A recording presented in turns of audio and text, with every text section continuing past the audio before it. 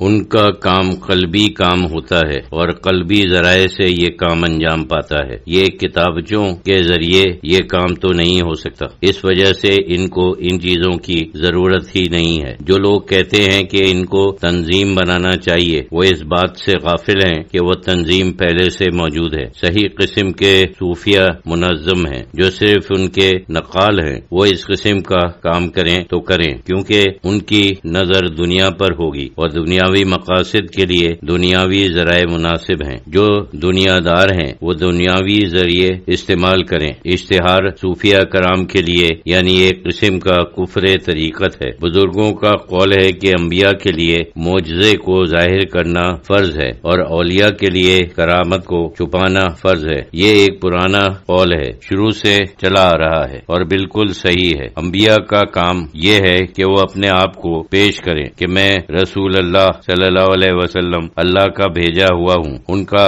اعلان کرنا ان کے لیے فرض ہے. صوفیہ کرام کام کرتے ہیں لیکن چھپ کر کرتے ہیں. یہ تو اللہ تعالی کی حکمتوں میں سے ایک حکمت ہے. وہ اہل باطن ہوتے ہیں. کچھ حکمتیں ہیں. کچھ میں نے اشارتاً کہا تھا کہ جیسے تاریخ کی رفتار ہوتی ہے، جیسے لوگ زیادہ ظاہر ہوتے ہیں، جیسے لوگ زیادہ دنیا کے پیچھے ہوتے ہیں وہ آخرت کو بھولے ہوئے ہوتے ہیں. اتنا ہی زیادہ صوفیہ کرام کو باطن کے اوپر زور دینا پڑتا ہے. یعنی ان کے یہاں ایک قسم کا توازن ہے. اشتہار ان کے مزاج اور ان کے مسلک میں نہیں ہے. یہ نہیں ہے کہ ان کا کام نہیں چلتا، ان کا کام بغیر اشتہار کے چلتا ہے. ڈاکٹر اور وکیل کے ضابطۂ اخلاق میں یہ چیز شامل ہے کہ وہ اشتہار نہ دیں. وکالت ایک ایسا پیشہ ہے جس میں اشتہار منع ہے. اس کے ضابطۂ اخلاق میں یہ شامل ہے کہ وہ اشتہار نہ دیں. آپ نے کبھی کسی اخبار میں کسی وکیل کا اشتہار نہیں دیکھا ہوگا کیونکہ ان کے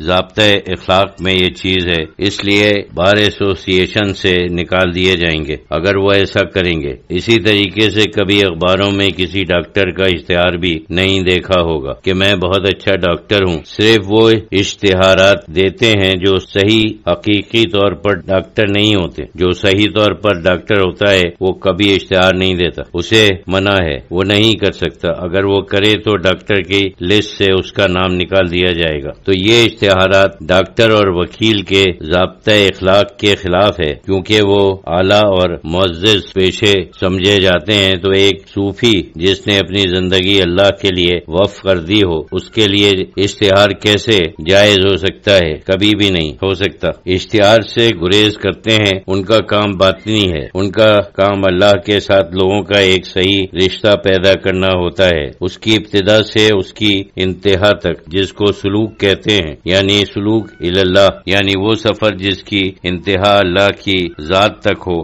امام حسن بصری رحمۃ اللہ علیہ کا نام کسی نے نہیں سنا. اتنی مشہور ہستی ہیں، انہوں نے کبھی سیاست میں حصہ نہیں لیا. اس زمانے میں بیسیوں نے سیاست میں حصہ لیا. امام حسن بصری رحمۃ اللہ علیہ کا نام اب تک کیوں روشن ہے؟ صوفیہ کے سارے سلاسل، چشتیہ، قادریہ، نقشبندیہ، فردوسیہ اور بہت سے دوسرے سلاسل جن کے نام یہاں مشہور نہیں ہیں، کچھ عرب ممالک میں ہیں، کچھ ترکی میں ہیں، کچھ انڈونیشیا میں ہیں، سب امام حسن بصری رحمۃ اللہ علیہ پر منتہا ہیں. اتنی بڑی ہستی ہے، تفسیر، حدیث، کلام، تصوف، روحت اور ارتقاء کوئی ایسا شعبہ نہیں جس میں ان کی امامت تسلیم نہ کی جاتی ہو. لوگ حجاج بن یوسف کی زیادتیوں کے خلاف شکایت کرنے کے لیے آپ کے پاس آئے اور وہ کہتے تھے کہ اس کے خلاف کوئی تحریک چلائی جائے، جو بعد میں ہوئی بھی تھی، جس میں شریک بیچارے سب لوگ مارے گئے. تو حضرت امام حسن بصری رحمۃ اللہ علیہ نے اس میں شریک ہونے سے انکار کیا. آپ نے کہا کہ اگر یہ عذاب الہی ہے تو وہ اس کی مدت پوری ہونے تک یہ عذاب رہے گا. تمہارے کچھ کرنے سے یہ مدت کم نہیں ہوگی. اس کے معنی یہ نہیں ہے کہ وہ بے فکر تھے. ان چیزوں کو دیکھ کر انہیں افسوس نہیں ہوتا تھا، لیکن وہ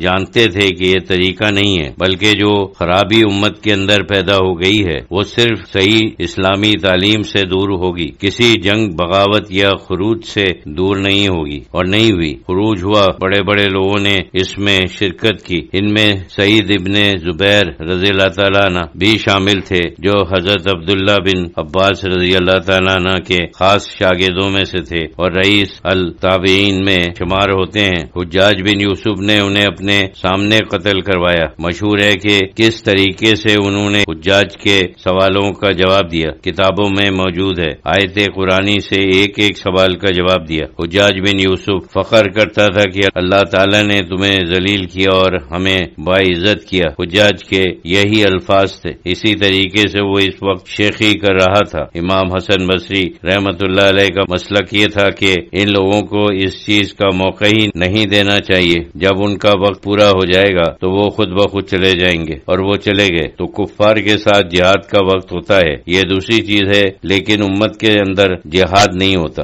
دو گروہ مسلمین اگر لڑیں تو اسے شہادت کہنا مشکل ہو جاتا ہے۔ جہاد مسلمانوں کے ساتھ نہیں ہوتا۔ اصل کام قلب کی اصلاح ہے، کیونکہ ایمان کا مرکز قلب، اور جب اس کی اصلاح ہوتی ہے تو انسان کے ہر عمل کی اصلاح ہو جاتی ہے۔ اگر اس کی اصلاح نہ ہوئی ہو تو اس کے ہر عمل میں خرابی پیدا ہو جائے گی، اور اس کا آپ کے پاس کوئی علاج نہیں ہے۔ وہ تو ایسا ہی ہے کہ جیسے ایک درخت میں کوئی بیماری ہو جاتی ہے تو پتے ٹیڑھے ہو جاتے ہیں یا مر جاتے ہیں۔ درخت کو درست کرنے سے تو وہ بیماری نہیں جائے گی، وہ تو جڑ درست کرنے سے جائے گی۔ جب تک بیماری کی جڑ نہ پکڑو، ظاہری طور پر اس کا علاج نہیں ہو سکتا۔